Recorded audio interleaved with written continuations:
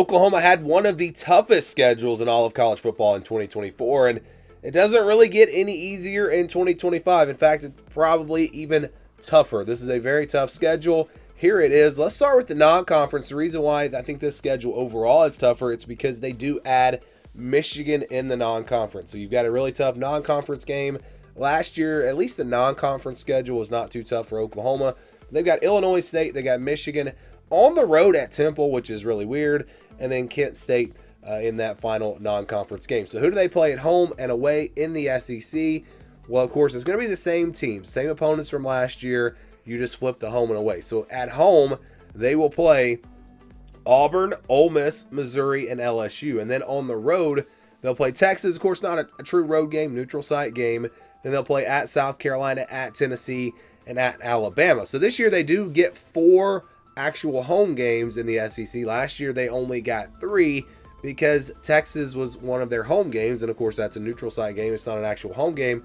So that's a little bit easier in the SEC. At least you've got 4 home games and you've only got 3 true road games. But again, that Michigan game in the non-conference, I think, does make this schedule a little bit tougher. So if we go week by week, they'll start with Illinois State on August 30th. Then there's that big game against Michigan, September 6th.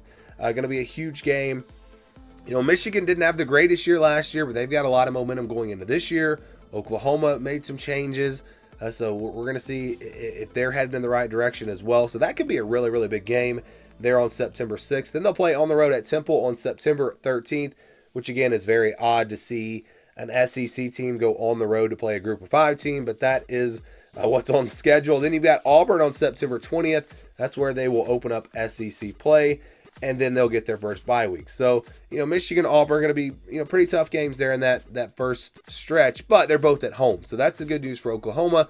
There is a chance, there is an opportunity for this team to start out 4-0. Then they get that bye week. Then they play Kent State.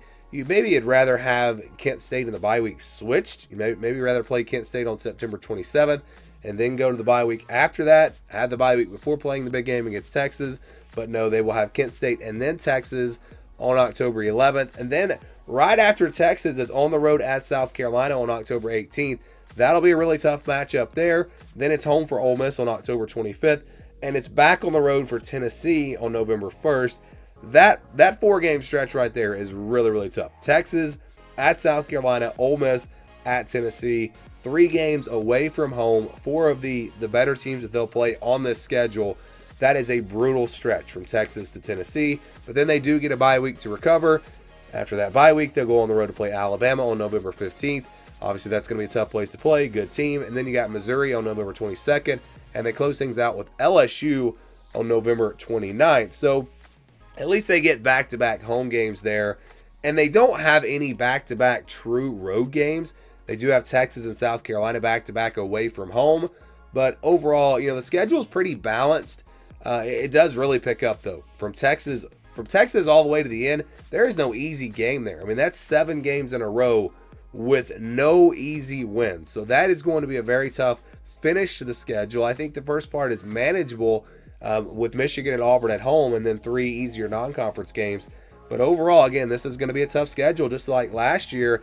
It's the second toughest schedule in the SEC in terms of winning percentage, opponents' winning percentage from last year. So if you look at Oklahoma's SEC opponents, they were 40-24 last year, a 63% win percentage.